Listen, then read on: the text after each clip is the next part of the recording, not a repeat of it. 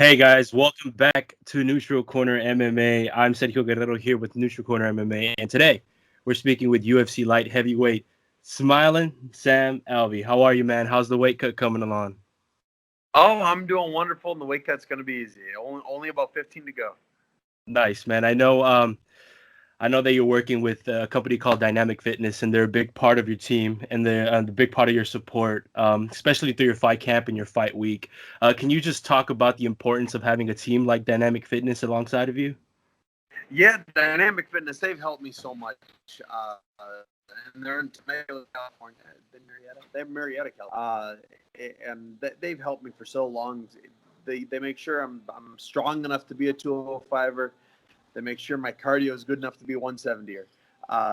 And they help me with anything I've ever needed help with. They help me. They help a lot of other professional athletes, NBA, NHL, football, everything.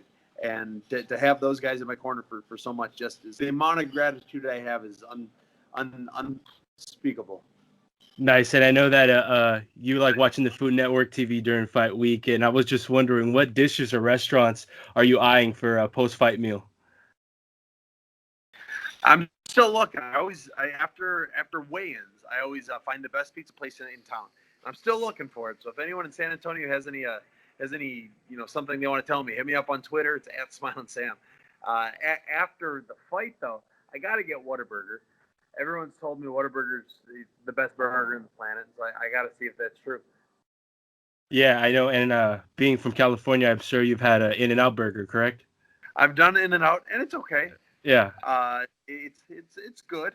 I don't know if I'd give it the best burger ever, but it's good. Right. Okay. It's really what I'll be comparing Whataburger to. Nice. And I know that's kind of a perfect segue to my next question. I just want to know how San Antonio's been treating you. San Antonio, this is a wonderful city. I've just been walking around the city the last 2 days, and everybody stops and talks with me, and none of them know who I am or know what's going on. But they all just are friendly people, and I just love it. Nice. And I know you and your wife, Mickey Sullivan, have 4 kids in total and have a 5th child coming in August. I just want to congratulate you personally on the new child coming your way.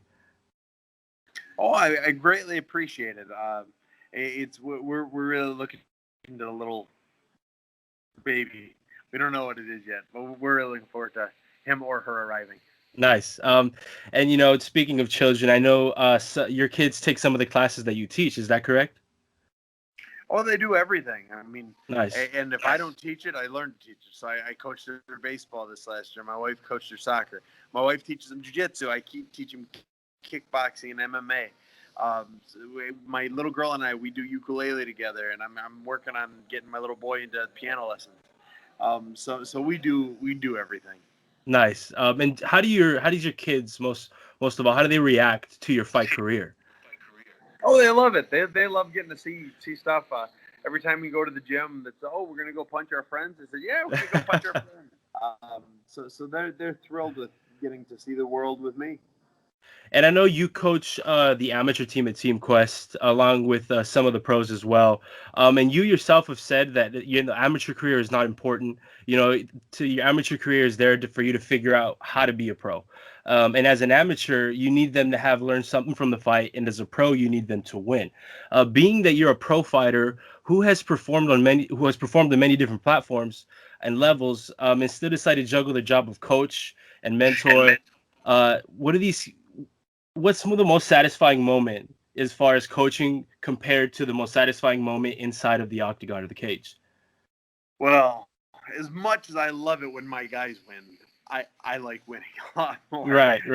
And it's the way it should be. It's my career. It's their hobby for now.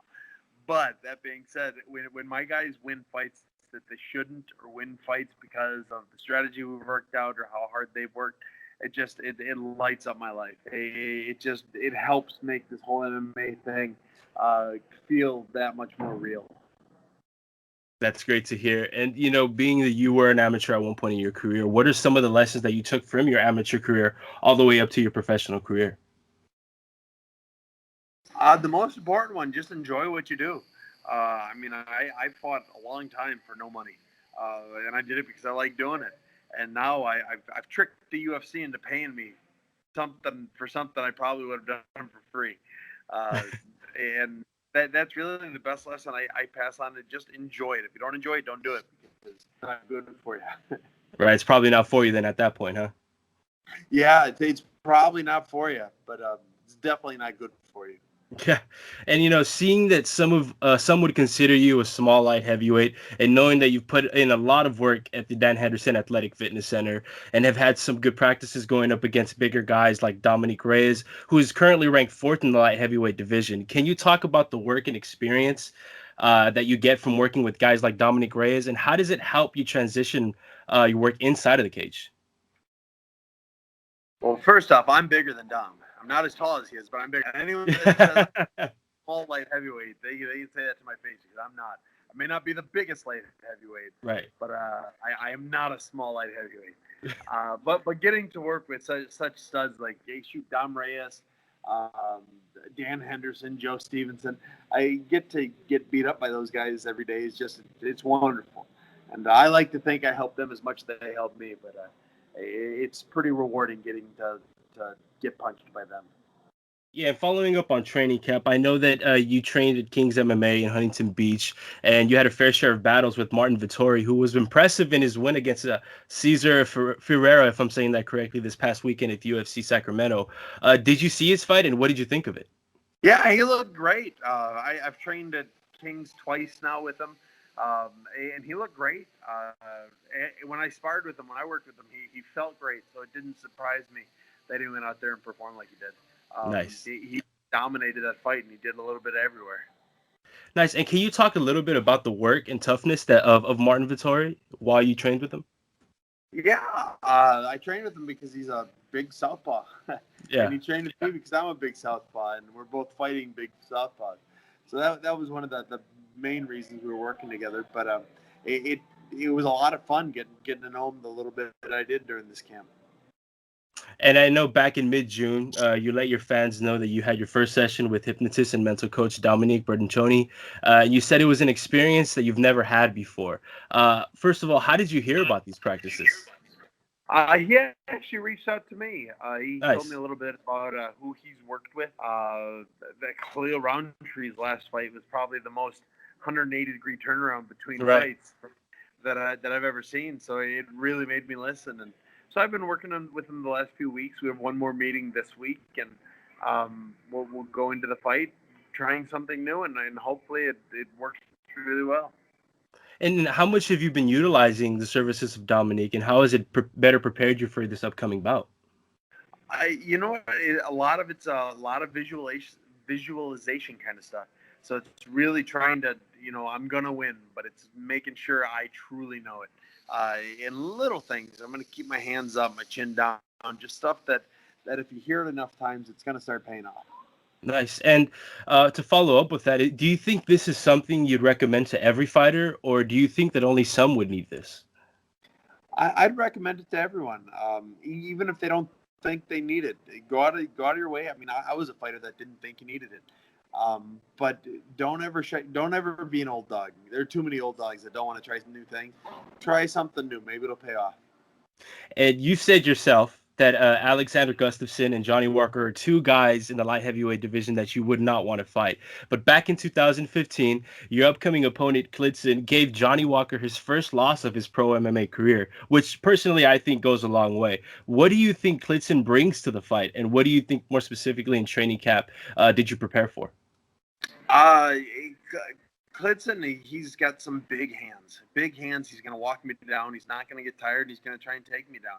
So he's got a lot of ability, a lot of tools, a lot of ways of winning the fight. I just have more, and so that's really kind of what it's going to come down to: who can implement their game plan, who can implement their strengths better. And we definitely hope that you can implement your game plan this time, because being your last two fights, they've both been losses, unfortunately. And every fight, it comes with its own amount of pressure, depending on the fighter, of course. But does coming off two straight losses add any pressure for you to win this fight? And if you see yourself winning the fight, how do you see yourself winning the fight? Well, I'll say I'm going to submit him in the third. Okay. But as far as more pressure, No more pressure. I needed to win those last 2 fights, and I didn't. And so I need to win this one, so I'm going to. I I don't feel the extra pressure like a lot of people feel I should. It's a fight. It could go any way, but I'm gonna do everything I can to make sure it goes my way. Great. And let's just say everything goes as planned on Saturday. You get that third round finish. You get your hand raised inside of the octagon. You're smiling, and they hand you the microphone. What's next for Sam Alvey? You're gonna have to tune in Saturday to find out. Great. And well, before we get you out of here, Sam, I'd like to give you the chance to shout out any sponsorships or team members that you have right now. Yeah, I tell you what, I love talking to people. So if you want to say hi, you want to ask me anything, hit me up on Twitter, hit me up on Instagram. It's at Smilen Sam, SMILEN SAM, and I love talking to people. So just reach out to me, and you'll likely get a response. Thank you for taking the time out of your busy schedule to speak with me. I truly appreciate your time and effort. I'm wishing you and your family the best of luck in the future. And wish you the best, like I said. Hey, thank you very much for having me on, sir. Thank you, man. And there you have it, folks. Smiling Sam Alvey fights Klidson Abreu this Saturday at UFC on ESPN4 inside of the AT&T Center in San Antonio, Texas. Sam, I wish you the best of luck, my man. Hey, thank you very much. I'll take that luck. All right. Hopefully we get to speak to you soon. Anytime. You just let me know. Thanks, my man. Take care.